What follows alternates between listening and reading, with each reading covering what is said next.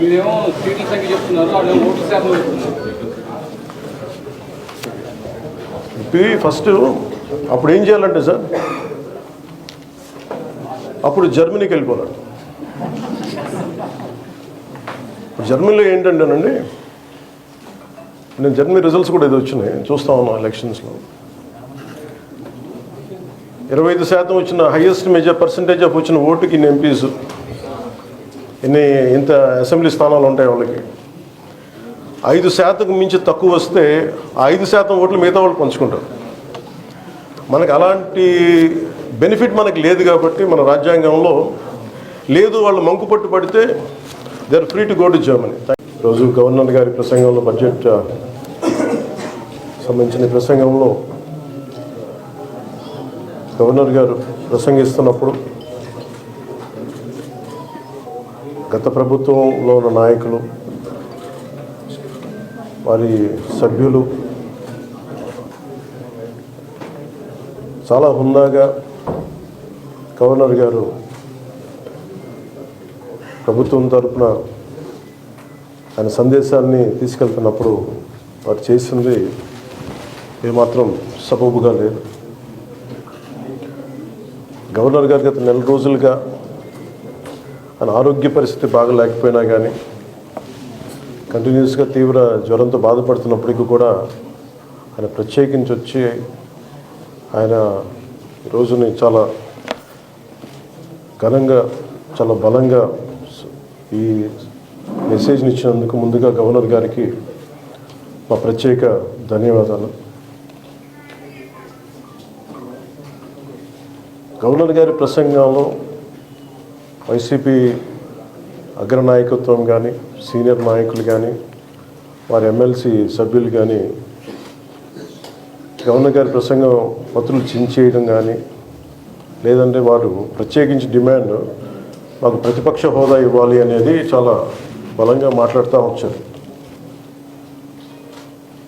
ఇది అడిగితే వచ్చేది కాదు, అది ప్రజలు ఇస్తేనే వస్తుంది. బేసిక్గా ఒకటి హయ్యెస్ట్ మెజారిటీ ఎవరికి ఉంది వాళ్ళు ప్రభుత్వం ఫామ్ చేస్తారు. వాళ్ళకంటే నెక్స్ట్ స్టేజ్ ఎవరికైనా ఉంటే వాళ్ళకి ప్రతిపక్ష హోదా ఇస్తారు. అంతేగాని గతంలో మేము ప్రభుత్వాన్ని పరిపాలించాం కాబట్టి మా ప్రతిపక్ష హోదా ఎవరికి ఇవ్వరు. కనీసం జనసేన కంటే కూడా ఒక సీట్ ఎక్కువ వచ్చినా కానీ వాళ్ళకి ప్రతిపక్ష హోదా దక్కేది. ఈ రోజున ప్రభుత్వంలో సెకండ్ లార్జెస్ట్ పార్టీ జనసేన. దాన్ని ప్రజల దృష్టికి తీసుకొద్దాం. వైసీపీ నాయకులు వాళ్ళు చేస్తున్నారంటే మాకు ప్రతిపక్ష హోదా ఇస్తే తప్ప మేము అసెంబ్లీలో అడుగు పెట్టడం, లేదంటే ప్రసంగాలు అడ్డుకుంటాం అని ఇది సరైన మెసేజ్ బయటికి అందదు. ఇది సరైన విధానం కూడా కాదు. ఇది ప్రజలందరికీ తెలియజేయాలనుకున్నాం. ఇది ప్రతిపక్ష హోదా ఏ పరిస్థితిలో వస్తుందంటే, మీకు రూలింగ్ పార్టీ కంటే కూడా అత్యధికంగా ఇంకొక సీట్లు వాళ్ళకంటే మీరు వస్తే దాని తర్వాత స్థానం మీకు వస్తే ఖచ్చితంగా ప్రతిపక్ష హోదా వాళ్ళకే ఉంటుంది. 21 సీట్లు ఉన్న జనసేన, 11 సీట్లు ఉన్న వైసీపీకి ప్రతిపక్ష హోదా ఎలా వస్తుంది? మేము వస్తే తప్ప మేము అసెంబ్లీకి రాము, ఇలా గవర్నర్ ప్రసంగాలను అడ్డుకోవటం అనేది ఇది సరైనది కాదు. ఇది ప్రజలందరికీ కూడా తెలియచేస్తున్నాం ఈ సందర్భంలో. అందుకని ఇది భవిష్యత్తులో కూడా మేము కోరుకునేది వైసీపీ నాయకుల్ని, మీకు ప్రతిపక్ష హోదా ఇవ్వకపోయినా ప్రజలు మీకు 11 సీట్లు ఇచ్చారు, దాన్ని గౌరవించి మీరు అసెంబ్లీకి రండి. మీ స్థాయికి తగ్గట్టుగా మీకు మీకు ఎన్ని ప్రశ్నలు అడగాలో దాని తగ్గట్టుగా ఇస్తారు మీకు.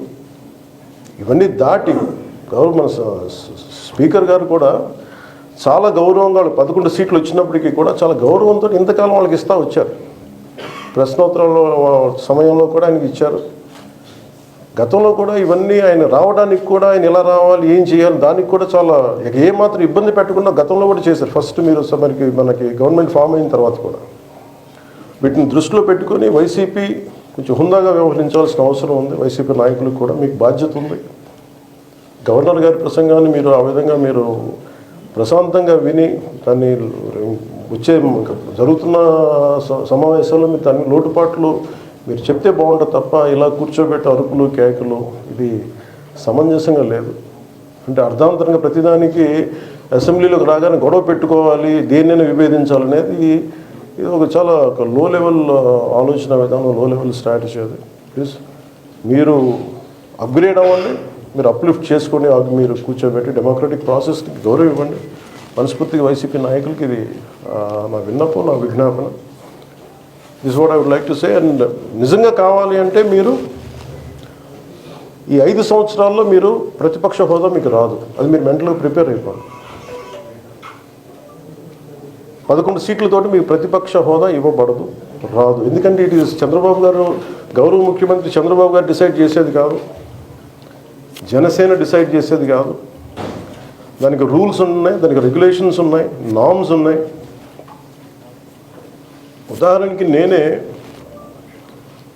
ప్రభుత్వం, మన కేంద్ర ప్రభుత్వం ఫార్మేషన్కి మేము వెళ్ళినప్పుడు పార్లమెంటరీ లీడర్ని ఎన్నుకోవాలి, మనం కూర్చున్నప్పుడు ఎన్డీఏ పక్ష నాయకుడు ఎన్నుకోవాలనుకున్నప్పుడు నేను నాయకుల స్థాయిలో నేను కూర్చున్నాను. అదే నేను ఇక్కడ మంత్రిగా ప్రమాణ స్వీకారం చేసేటప్పటికి నన్ను ప్రధానమంత్రి గారి పక్కన నన్ను కూర్చోబెట్టలా. ధోని డిప్యూటీ సీఎం అయినప్పటికీ కూడా అది మంత్రి హోదానే కాబట్టి తిరిగి నన్ను మంత్రులందరూ పక్కనే కూర్చోబెట్టారు తప్ప ప్రత్యేకంగా నన్ను అక్కడ కూర్చోబెట్టారు. That is very specific rules and regulations నడుస్తాయి. ఉదాహరణకి పొద్దున కూడా స్పీకర్ గారు ఎదురొస్తే నేను అసెంబ్లీలోకి అడుగు పెడతా ఉంటే స్పీకర్ గారు ఎదురొచ్చారు. మనకి వచ్చి ఆయన కూడా ఆయనతో పాటు రండి వెళ్తుంటే ముందుకు తీసుకెళ్తుంటే నాకు అనిపించింది, సార్ ఇది డిప్యూటీ సీఎంకి ప్రోటోకాల్ ఉండదు, ఓన్లీ ముఖ్యమంత్రి గారు, స్పీకర్, మనకు కౌన్సిల్ ఉండే చైర్మన్ ఆయనే మీరు చేయాల్సింది తప్ప ఇది మేము ఉండేది కాదని చెప్పి నేనే వెళ్ళిపోయాను. ఎందుకంటే మేమే ప్రోటోకాల్స్ బ్రేక్ ఎందుకు చేయమంటే మాకు లేని ప్రోటోకాల్ మేము అడగం. అలాగే వైసీపీ నాయకత్వం కూడా గుర్తించాల్సింది, ఇది మీకు హోదా ఇవ్వబడదు. ఇది చంద్రబాబు గారు ఆప్ చేస్తేనే కాదు, ఇది ఎవరు ఆప్ చేసింది కాదు, మీకు ప్రజలు మీకు ఇవ్వలేదు. మీకు అది మీరు దృష్టిలో పెట్టుకొని మీరు ప్రవర్తించాల్సింది మనస్ఫూర్తిగా నేను వారిని కోరుకున్నాను. అంతేగాని వారిని ఎక్కడ అవమానం పరచాలని కానీ వారిని తగ్గించాలని కానీ లేదు. 175 సీట్లు కేవలం 11 సీట్లు ఇచ్చారు వాళ్ళకి. ఆ దృష్టిలో పెట్టుకొని ప్రవర్తించవలసింది మనస్ఫూర్తిగా వారికి కోరుకుంటూ మీకు తెలియజేసుకున్నాను. Thank you. మీరేమో సీట్ల సంఖ్య చెప్తున్నారు, వాళ్ళు ఓట్ల శాతం చెప్తున్నారు. ఫస్ట్ అప్పుడు ఏం చేయాలంటే సార్, అప్పుడు జర్మనీకి వెళ్ళిపోవాలి. జర్మనీలో ఏంటంటేనండి, నేను జర్మనీ రిజల్ట్స్ కూడా ఇది వచ్చినాయి చూస్తా ఉన్నాను. ఎలక్షన్స్లో 25% వచ్చిన హైయెస్ట్ పర్సంటేజ్ ఆఫ్ వచ్చిన ఓటుకి ఇన్ని ఎంపీస్, ఇంత అసెంబ్లీ స్థానాలు ఉంటాయి వాళ్ళకి. 5% మించి తక్కువ వస్తే 5% ఓట్లు మిగతా వాళ్ళు పంచుకుంటారు. మనకు అలాంటి బెనిఫిట్ మనకు లేదు కాబట్టి మన రాజ్యాంగంలో లేదు. వాళ్ళు మంకు పట్టు పడితే they are free to go to Germany. Thank you.